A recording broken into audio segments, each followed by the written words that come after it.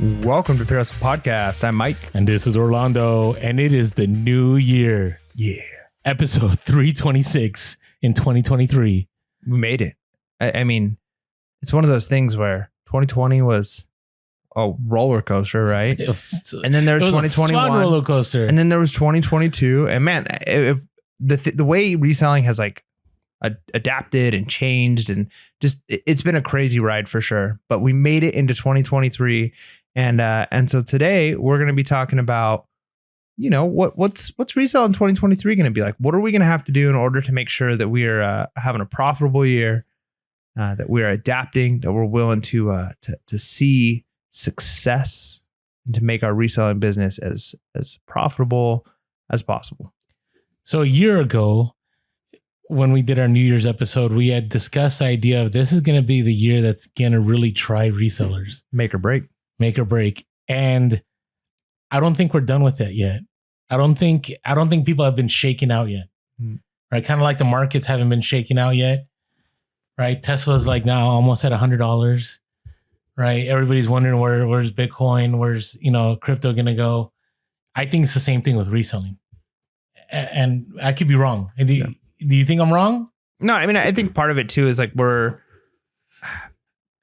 I don't know the best way to put it, but you could have something where the something has basically died off or whatever, but you can kind of live off of the it's almost like a savings account. I guess that's the best way to put it. Like you can put a bunch of money into a savings account and then quit your job and then live off the savings account for a while and as if nothing has happened. Right. But eventually that savings account runs out. And if you don't have new income coming in, so I think that's like kind of where we're at in some ways is we're at a place where a lot of people are still spending a lot of money. And so we've definitely are in a tough economic system. I think we've seen a lot of changes with reselling, all of those things. But I mean, credit card debt is just outrageous right now. People are still spending money, but inflation is still up. And even if it's down in the sense of it's not rising as fast as it was rising, it's still significantly higher inflation than is like the typical what you want, like 2%. Mm-hmm. And so the thing is, wages aren't increasing with that. And people are taking out debt, credit card debt, all of these things. Eventually, at some point, I would imagine student loan payments are going to kick back in. All of those things are going to hit. And I think that's when we're going to see and realize how bad things really are. And so I think we could have got through 2022 and thought, hey, like I made it, bad economy. I've been making it as a reseller. It's like, well, we still don't know yet what that's going to look like. And we still need to be prepared for what is it going to be when all of a sudden now people have this big credit card debt and they have all these other things and things are getting more expensive and, and you just keep throwing hands on there. And eventually it gets to a point where the bubble's got to pop or things have got to ease somewhere. And you're going to start seeing people either defaulting on payments and not paying for extra things anymore, or something's going to happen. And so we've got to figure out what do we have to do as resellers to make sure that we can still make it through 2023. Yeah, and your analogy works because I'm thinking about 2020 was that year, right, where a lot of resellers made a lot of money, right? And I think 2020 helped fund 2021, and it also allowed a lot of new resellers to come on because things were still, kind of riding that trajectory in 2021, and then this past year, 2022, the market started changing. Right, Q4 was different for a lot of resellers. At most, big YouTubers had discussed the idea that in 2022 Q4 was probably the slowest Q4 in several years. And so now we're on the other side of that. And I had still a decent Q4. eBay still was great for me. Amazon was okay. I was just selling stuff from last year. I didn't really do much Amazon, and there were items out there that were hot.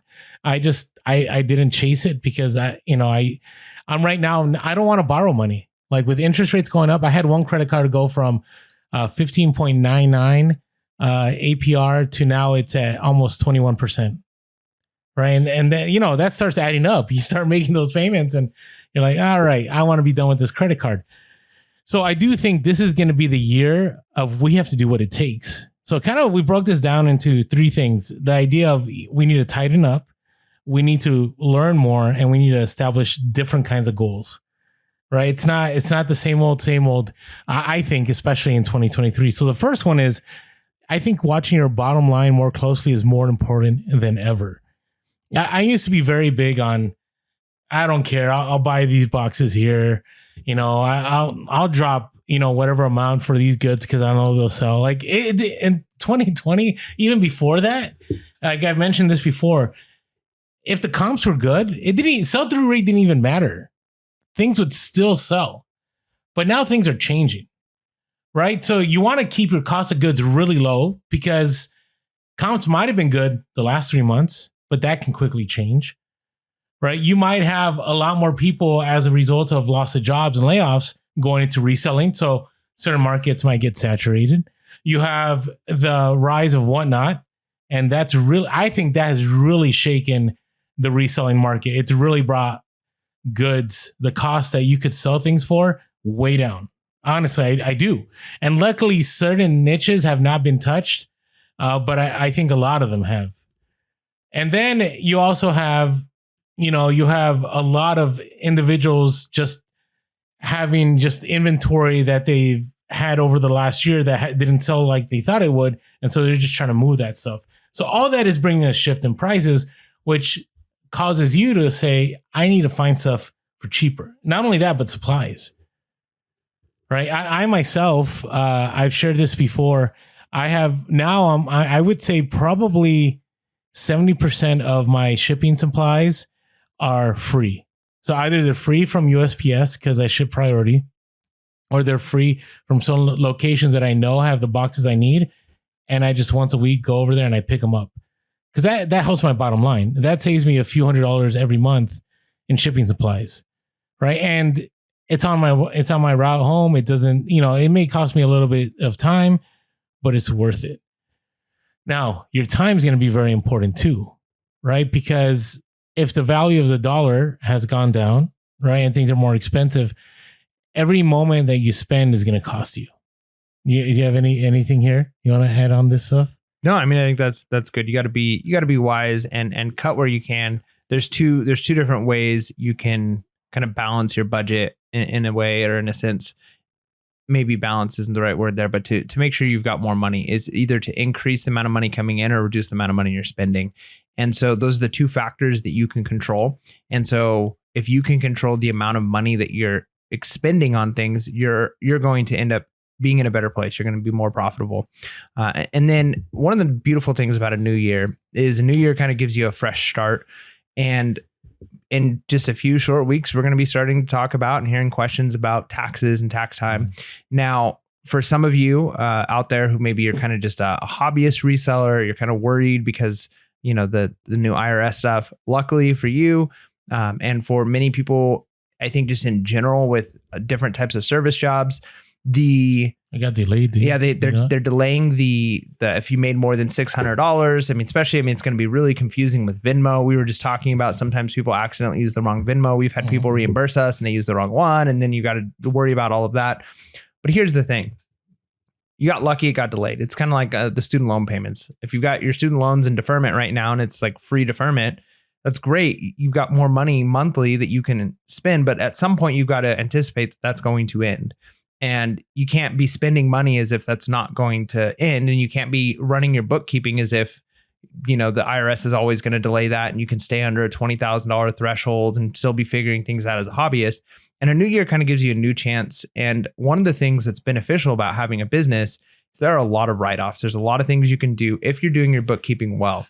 And so a new year kind of is that fresh start to say, hey, maybe last year. And here's the thing. We have some listeners and some people who are they're almost confused that this is something people are worried about because they're just really good at it. They've always done bookkeeping well. They've done it right by the book. They've followed all the laws. But there's some people, if you're just starting out and you're figuring like, wait a minute, okay, I got to track mileage, but am I using this car majority for business or not? Like, what can I do? And so there's a lot of things to figure out. And so if you can start the year and say, okay, I made some mistakes last year. I didn't actually keep track of some things. I didn't keep track of the items I was buying, how much I was paying for them. I didn't keep receipts for the shipping supplies I was buying or whatever the situation is. I had to switch out of GoDaddy bookkeeping because they ended their thing and now I have to do a new thing and I didn't have it quite figured out yet. It's a fresh start. And you want to make sure you're maximizing the amount of deductions that you can make, that you're doing your bookkeeping right. Consider the new year as like a fresh, clean start with that.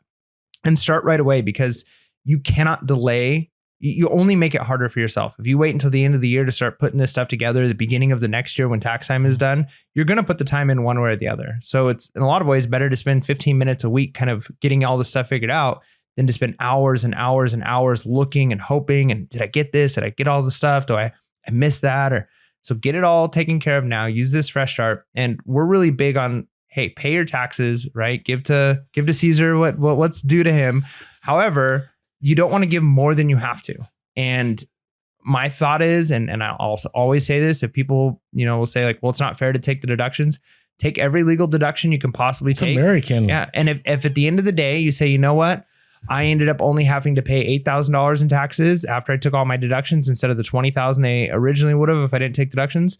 Then if you decide that you want to give that money to the government and you think they would spend that extra, $12,000 well, as opposed to some other charity, then give the money to the government, but make sure you do the deduction so you know how much you actually owe them. And then you can decide what to do with that extra later. Yeah, agreed. I always love how you phrase it. You can give it to them. It's always funny because they always ask you, right, when you're done with your taxes, like, do you want to give to a campaign or do you want to give to this? Like, no, like I already gave plenty to you. I don't want to give you any more. But I got to tell you, though, mileage is, I think, one of the ones that most people miss. Like, and I didn't even know. I'm guarantee the first 2 years of reselling before I went full time, I lost thousands of dollars, thousands. I'm not overstating it. It was thousands. Right? Because they do add up. Every time you go to a thrift store, every time you go to the post office, anytime you're trying to go get, supplies, anytime you source a garage sale, all of those count.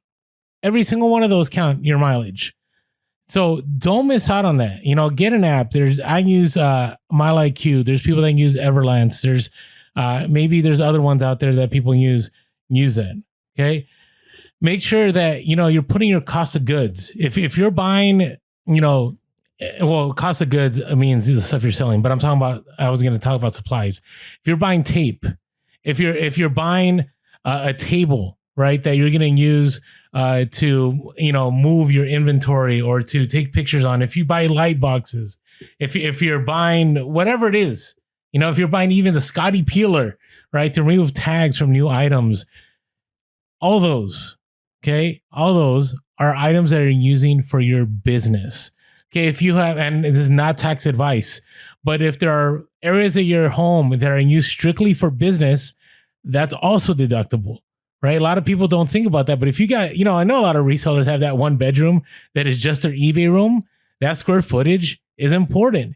So make sure this year it's going to be important because you don't know how things are going to turn out, right? Now, if you're having a year that you're making all kinds of money, it's still important to do it because you are losing money when you don't take care of these things.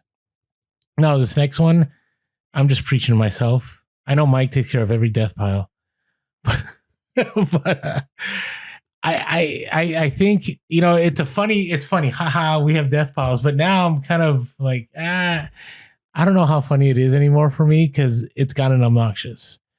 And it's just money. If you had a $20 bill under the couch, Mike, would you go after that $20 bill if it was sitting under your couch and you knew it was there? Yeah. I mean, you can get a lot of stuff with $20 nowadays. Yeah. Yeah. Okay. Maybe a couple meals, but get a couple gallons of gas, man. There you go. No, it's not that bad, but would you dig into that couch? Right. I know most of us would, right? You dig through the Cheez-Its. You dig through whatever's in that couch because I know people. Cheez-Its in your couch? My kids, all right. So you would go after that 20, but yet you have something that all you have to do is take it, put it in a photo box, take a picture and list it. And yes, it's a little more work than digging through the Cheez-Its in the couch, but it's free money there. You already paid for it. You're losing that money, right? And as Mike would tell you, right, it was $1 today is worth more than $1 tomorrow. Money today is worth more than money tomorrow. So got to be consistent about listing. That's one thing I've really been working on. I've pretty much listed every single day except for maybe 2 or 3 days this last Q4, and it's paid off. Right? You and I were talking about that earlier, where we have this inventory and we know we have good things. You're like, you know what? This listing stuff kind of works. Now it's not a guarantee, but listening does help. Yeah. Being active. I mean, it's one of those things where it's not a guarantee you still have to have the right stuff, but sometimes with decent stuff, if you're not active on eBay, it's almost like you're punished for it. All right. So our next section is learning opportunities, and you've got to kind of think of a new start. It's one of those things, like a lot of times there's resolutions, and I think there's a lot of people who are very against resolutions. And I understand the premise. Like you can, if there's something you want to do, like you can just start it now. Typically the reason why I feel like resolutions fail is people have a huge lofty goal they want to see change almost overnight. Like, oh, my goal this year is to lose 50 pounds. And then they try to do it all in the first month, and it's not attainable. But again, there is something to be said about a fresh start, whether it's a Monday, start of a new week, like, okay, this week I'm going to do whatever, or it's a new year. Anytime you kind of have almost a fresh start, a new month, something that kind of just is like, okay, I can kind of clear the table here and just like, know I'm doing this thing. And think of 2023 in that way, that you're going to eventually look back. We're going to be talking about our recap of 2023 before we know it. You know, and one of the things you can do is say, I want to learn a new niche or two this year. And maybe you know what those niches are right off the bat. You're like, I've really been into like kind of getting into watches, and like I've sold a couple of them and I don't really know a lot about them, or Hot Wheels, or whatever the thing is, like collectible knives, like something that I'm maybe a little bit intrigued about. So maybe you know those things now. Or maybe you're going into this year and you're saying, you know what, I have no idea. I mostly just sell vintage clothes and some electronics, but I want to learn a new niche. I don't know what it is yet, but just having that in your mind of like, okay, in the next month, I'm gonna try and figure out something to learn about. And then the month after that, I'm going to spend a few hours and actually write down what it is you want to do, something you want to learn about, and don't try and become an expert in it next week, because that's typically what causes you to fail. But if you say over the next year, over the next 365 days, I'm going to learn about 2 new niches, right? I'm going to learn a couple new things, like whether it's camera equipment, or man, in my area, there's just tons and tons of, outdoor like snow stuffs. I don't know a lot about it, but I'm going to look up and learn whatever it is in your area that you can find. And I would say 365 days, if you actually are not trying to do it all tomorrow, but do it slowly over time, you're going to look back at the end of 2023 and say, man, I know a whole lot more about watches than I did at the start of the year. And I've sold a ton of them. And now I can go to a garage sale or a thrift store, and I'm not spending a ton of time looking stuff up. I can kind of be like junk. Oh, that's interesting.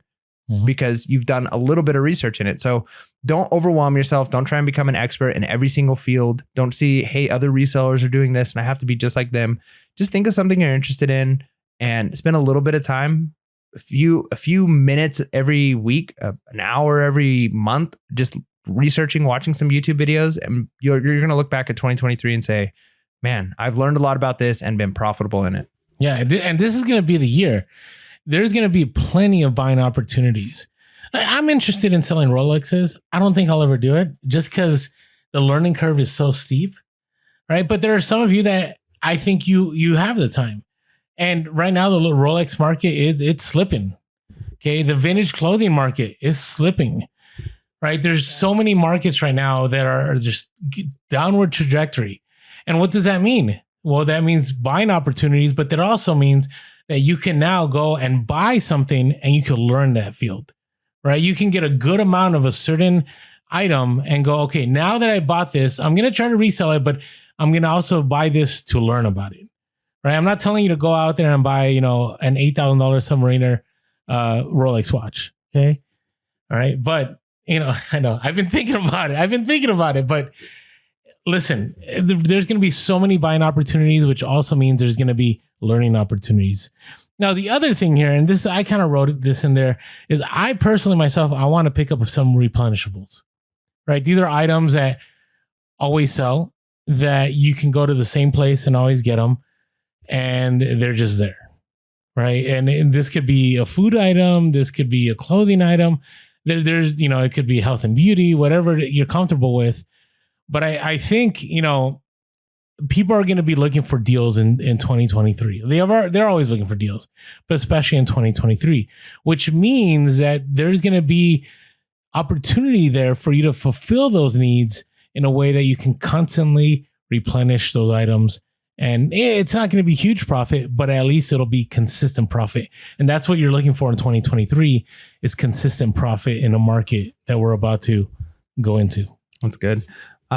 one of the things I've enjoyed doing over the last year is going to more swap meets. I've sold at one time, and I've been to one many times to like source.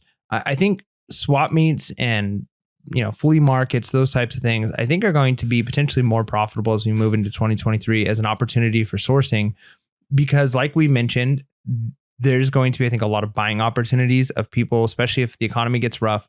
People will realize they've got 20-some% APR on their interest rate for their credit card that they maxed out over Christmas because they wanted to buy Christmas stuff, and now student loans are back in, or whatever the situation is. And sometimes it's going to be garage sales. I think garage sales are always great, but I think more and more people are going to be going to swap meets, trying to sell some stuff. And I think even the people who are at swap meets pretty regularly are going to be more willing to negotiate and wheel and deal with you, because again, if people aren't there buying as much, and the hard thing is to source a lot during a downturn economy is kind of a double-edged sword, because prices go down, but the sell-through rate is also down, which is why the prices are down. If demand is down, prices are down. So if you're in a position where you can buy things, source things at a good price, then hopefully you can still sell it. Maybe you can sell it for less. You can kind of overcome the low demand by lowering your prices.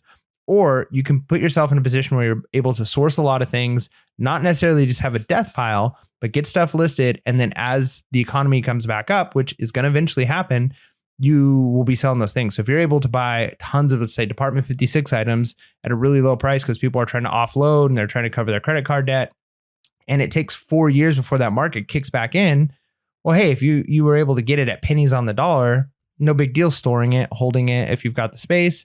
Then the market picks back up. You would never be able to buy it at those prices again now that they're selling for a bunch of money. So it's not a bad time to source if you can. Of course, you want to think about things like sell-through rate. You want to sell the stuff, especially if you're hurting for the money. But if you're in a place where you can go to swap meets, go to those things, people are going to be offloading stuff. You might have to hold on to it a little bit longer, but that might just be the name of the game for 2023. Is maybe you got to get to 2026, but the market comes back up and you are just rolling in the dough because you source stuff at really low prices. No, I think it's going to be great opportunities, but you're right. You're right. You have to be in a place where you're willing to maybe make that return real quick, and then you're going to have to hold on to some of it for a little bit. So yeah, I'm looking forward to sourcing swap meets and flea market. I haven't done that ever for eBay. So hey, before we move forward, if you haven't had a chance yet to support us on Patreon, go over to patreon.com/PureHustle for $5.55 a month. You can support the podcast. And the bonus to that is you'll be able to be part of the Discord, the thriving community of resellers. Every day, I'm always learning something new, or even if it's just a place that you just want to share, or you just, want to be in community, or you just want to lurk and you just want to pick stuff up. I think it's the best deal out there. I think it's definitely worth your time. And so come check us out, Pure Hustle Podcast, on Patreon. So it's patreon.com/Pure Hustle Podcast, or go to the link below. Also, if you haven't followed us on social media yet, we are Pure Hustle Podcast on all social media. We are Pure Hustle Cast with that blue check on Twitter. Oh gosh. I just wanted to check it out. I wanted to try it out. So we haven't been approved yet, but I'm sure by the time this podcast drops, we're approved. Yeah. So you can always give us a call, 619-738-1170. That's 619-738-1170. Or shoot us an email at purehustlepodcast@gmail.com. That's purehustlepodcast@gmail.com. If you're listening to the podcast and you've never caught us on YouTube, come on over. Just say hi, at least smash that, subscribe button and that like button and that bell notification to be notified when things happen. Because we also have our Monday minisodes, which we're going to be bringing back again. We kind of took a hiatus due to, the break that we're on. But if you haven't had a chance yet, please do that. And last of all, appreciate all the iTunes reviews. We're at almost close to 700. Would love it if people just, we are the most rated, highly rated reselling podcasts out there, and it's because of all you awesome listeners out there that just drop reviews. Just wanted to share one quick one, and just because when people write out things, it definitely helps us out, and it helps people go, hey, is this something I want to listen to? So this is from JMSNXDX. They said, great show, love the podcast, always really informative. Even just listening to them converse, they are dropping knowledge unknowingly, maybe. Always worth my time listening. So really appreciate that. And just quick 5-star and just a quick write-up really helps us out. All right, ready? We're going to share a couple hustles of the week and then ours today. So what do we got today? Come on, hustlers. It's the freaking hustle of the week. Yeah. All right. So our first one comes from Dan, Instagram handle at Dan Sisti89. So found a listing on Facebook Marketplace advertising a ton of sealed model planes for $200. Nice. There's definitely money in model planes. Seller also had another listing for a bunch of vintage sealed Star Wars and Power Rangers for $150. So messaged her and asked if she would take $250 for everything. The model planes began to sell like hotcakes and already profited $600 and still has about $800 profit still to sell. That's one of the beautiful things. If you can combine things, right? People got two lists. They got two listings or multiple listings on Facebook Marketplace, OfferUp. Always do that. Anytime you're buying something from somebody, check their other listings, because a lot of times you can combine things, get a better deal, especially if people are trying to offload stuff. It's like, yeah, one person come to my house. I only have to meet up one time at the Starbucks and I'm going to be able to get rid of a bunch of things. They're more willing to make those deals, those bundle deals. And yeah, that's a great hustle to have already made $600 and got $800 left for $250. Oh man, that's a killer deal. And it's Star Wars and Power Rangers. It's good stuff, right? All right, next one comes from our Discord. This comes from K Kite, KKIGHT in our Discord, and purchased an unopened box of typewriter paper. I always love these, right? An open box of typewriter paper at a local thrift store for $1.99.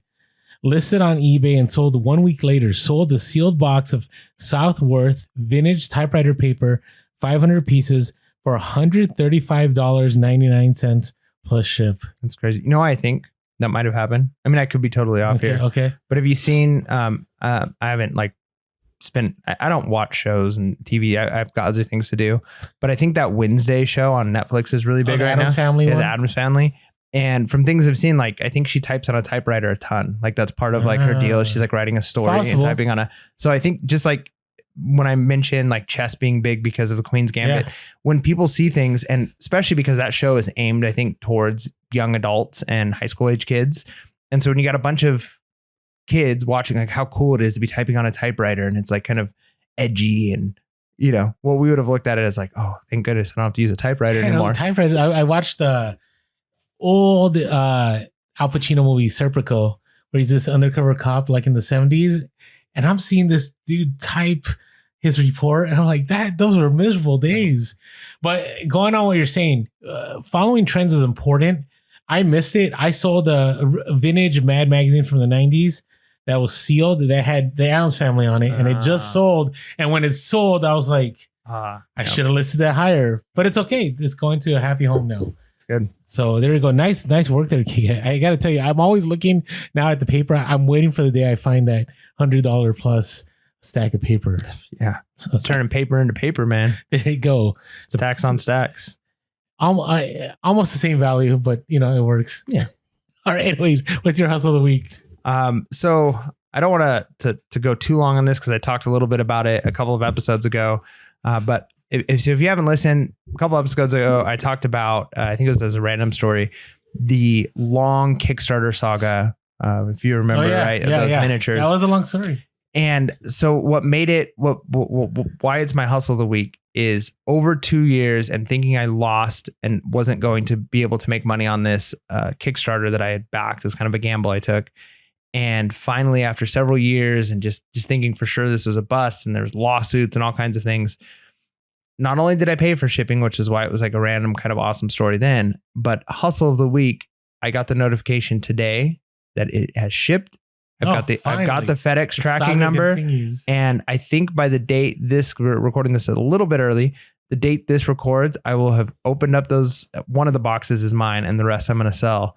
And I'm so stoked that something that I took a gamble on years ago is finally going to pay off. And literally years ago. And so not to say that Kickstarter is a bad thing. I've got a whole YouTube video on how to make money on Kickstarter flipping. But it's a little bit risky. There's more involved there, but the payoff potentially is huge. So hustle of the week of I put in the work. I researched it. I thought it was good. Turned out it was bad. Turned out it ended up being okay.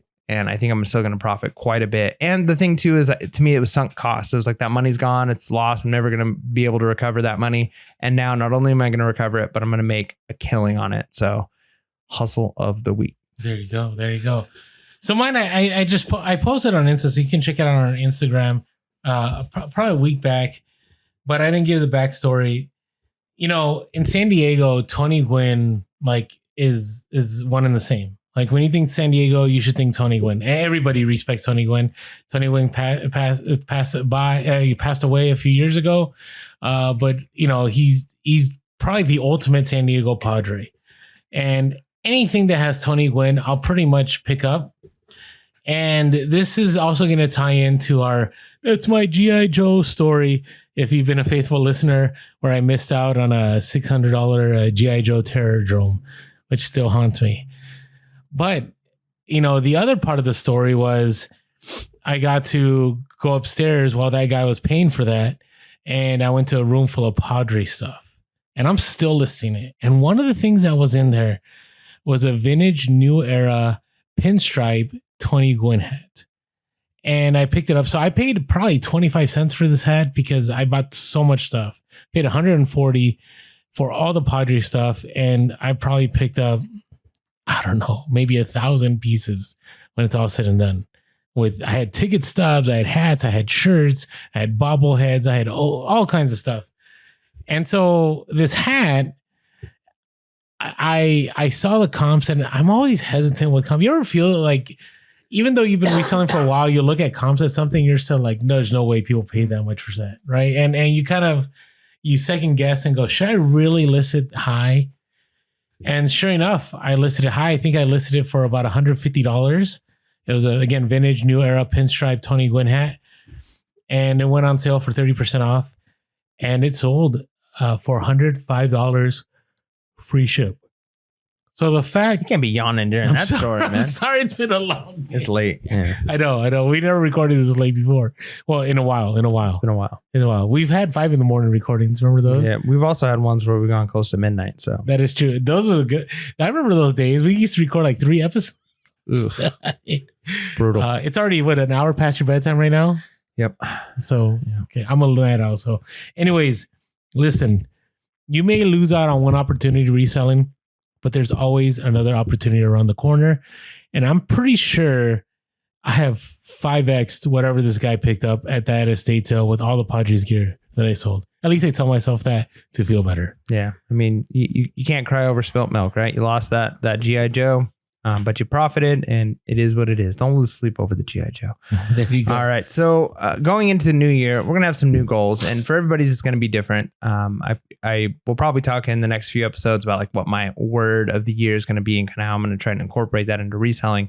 But one of the things that I think is a goal that a lot of people should have, especially if you maybe haven't done this in the past, is be willing and able, and try to be able to make larger purchases. I think a lot of times, especially as times get tough, one of the things that I've learned over the years by studying investors and things like that is you typically don't want to follow the crowd with things like the stock market. If everybody's buying right now, it's probably not the time to buy. And if everybody's selling, that's probably the time to buy, because people panic. And if you go with the majority of people on those things, you're gonna typically fail. And one of the things that, as the economy gets tighter and things get rough, you're going to want to play it safe with everything. And you might be in a place where you kind of have to, where you don't have the opportunities. That goes back to the richest man in Babylon, like luck not being a real thing, but opportunity is a real thing. And those who are considered lucky are the ones who are prepared to take an opportunity when the opportunity comes. And I think now is going to be the time to make big purchases if you can. Be willing to go out on a limb, spend a little bit more than you've used to, whether it's buying individual items where it's a higher price item that you're going to flip, or whether it's big bulk buys. I think if you're, and again, you've got to be in the place where you can do it, because if you're just trying to make ends meet, you might not be in a place where you can take a risk and a gamble on certain things. So again, if you're not in the place where you can take advantage of an opportunity, then don't, because it might be a little bit longer before some of those things sell. But I think now is the time where you're going to have opportunities where you're going to be able to do a big buyout. whether it's somebody's entire collection of a certain thing, whether it's, somebody offloading stuff, whether it's returns from an Amazon, whatever it ends up being, or like Orlando was talking about earlier, if you're learning a new niche and you're going to go big on music equipment or on Rolexes or something like that, if you've set yourself up, you've been wise with your money, you've been saving it, you're in a position where you can potentially make big purchases, I think this is the year to try and do it, because I think prices are going to be so much lower on a lot of stuff. And again, there's inflation, so prices are up. I'm not saying prices aren't going to be up, but I think in a lot of the stuff we sell, because they're luxury items, those prices tend to drop because the demand for it goes way down. And so if you're able to make those big purchases this year, I think in the long run, it's going to pay off. Agreed. Now, along with that, I'm working, I want to double my listings, which sounds crazy.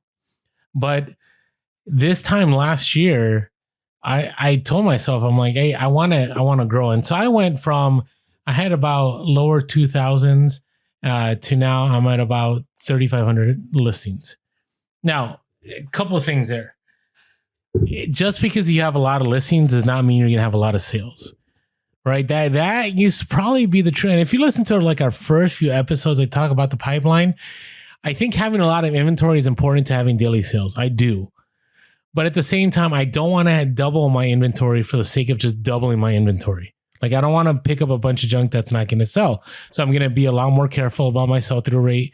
I'm going to be a lot more careful about what I pick up. And we had a whole episode about being more selective, moving now as resellers, as the market has completely shifted. Not completely, but has shifted a lot in reselling. So I hope that many of you have this listing goal of having more listings, which will require you to list more. And hopefully we get to that place. Because I do think, let's say I reach 5K listings. I do believe with the 5K listings, it will bring about more sales. But if I don't, I'm happy with that, as long as it's because I'm selling way more than I used to, and the sell-through rate is conquering my ability to create more inventory in my store. So make sure you understand that having a huge amount of inventory does not guarantee you're going to make a lot of money. But having the huge amount of large inventory, or not a huge amount of large inventory, that's a repeat. Huge amount of inventory that people want to buy is definitely going to help. So make sure. Man, I was coughing last episode. What is okay? Sorry about that. That is a rarity. So, anyways, get to work. All right. Yeah. And what about this last one I put on here? What do you think on this one? Yeah, I don't think this is a bad idea. So, I think going into this year, we've got to try new things. We often get kind of, I think people think we're doom and gloom on everything. We try and be realistic is what we try to do. And going into a year where we just don't know, and I think the opposite kind of into the spectrum of making big purchases because you've got money and you can jump on an opportunity and maybe be willing to sit and wait for a while, is you just got to make ends meet, right? You need to sell some things. You need things to go. And one of the ways you can do that, especially if you've got stale inventory, things that have been sitting for a while, is to do more auctions. We've talked to people, we've had interviews with people where they've done that in the past, where they've just auctioned off a lot of their things. They try to have a much faster sell-through rate, even if that means that kind of fast nickel. And I think this might be the year to have to give that a shot, especially if you're trying to just have the money, maybe so you can do those big transactions. I kind of look at it like this. It's almost like a trade. You've talked in a previous episode about doing a trade on eBay. Well, a lot of the inventory that you might have purchased, maybe it was decent, maybe it's, not bad stuff, and you could get more money for it if the economy was doing better. But you would gladly trade that inventory for stuff that's selling now for the same price as the stuff you bought a while back. So even if you need to just recoup the cost, maybe make a little bit of money now, doing auctions might be the way to get that activity going on eBay, get your store kind of functioning, get that money in your pocket today, so you're not losing money on inflation on items that are just sitting there. And then you've got that money that you can make those big purchases. So I think weekly auctions or doing auctions more often might be something that would be a good goal to have for this year. I know I'm going to be doing it. I'm going to be having a big move coming up here. And so my goal is to at least sell half. I'd like to sell at least half of the inventory that I have. That way I've got a easier move, because I'm going to be moving quite a ways and I don't want to have to transport all this stuff again. and to be able to have kind of that nest egg of money so that I can make better purchases as those prices on things go down, which is kind of the ideal situation to be in. So one of the ways I'm going to be doing that is just auctioning things. I mean, setting things so to a point where you're still going to make some money, you can get that activity going. But I mean, I'm looking at some of the stuff you've got in your death pile. You'd probably be happy to trade that stuff for, $30, $40 profit for all of it for each item, just so that you can buy some better stuff now as the prices of the luxury items are going down. So I think weekly auctions is going to be one of those ways that you can get rid of some of those things that have been sitting for a while, get that activity going on your eBay store, and have access to that capital so that you can buy and purchase those better deals that are going to start showing up. Yeah. And again, I wrote weekly for myself. Like this is a goal of mine. I want to have weekly auctions. I don't know if it's going to play out, maybe once a month. But again, it's all about cost. We talked about cost earlier in the podcast. If you can get your costs low and you can still be profitable, it doesn't hurt. It doesn't hurt to sell to other resellers to buy that stuff that you got for cheap for them to be able to still resell and make profit. It's kind of the circle of reselling, which is going to be one of our shirts coming up. So make sure, you're doing all that you can to make it this year, whether it's you're tightening up your, what you're spending, your bookkeeping, you're listing right away, you're learning new places to sell, or you're learning new platforms, or you're learning, just different niches that you can apply. Picking up replenishables, going to the flea market, all these things will help out and, establish those goals for the year to be successful. Because I truly believe that this is going to be there. If we're able to make it through this 2023, I think 2024, hopefully, we don't know. There's a lot of macro things that need to play out. I think 2024, we're going to be seeing an upswing again. And it might not be right away, but we'll see what happens. Hopefully somebody will record this, and then if it happens, they'll play it. And if it doesn't, they won't. With that being said, make sure to be real, be relevant, and be reselling late. Peace.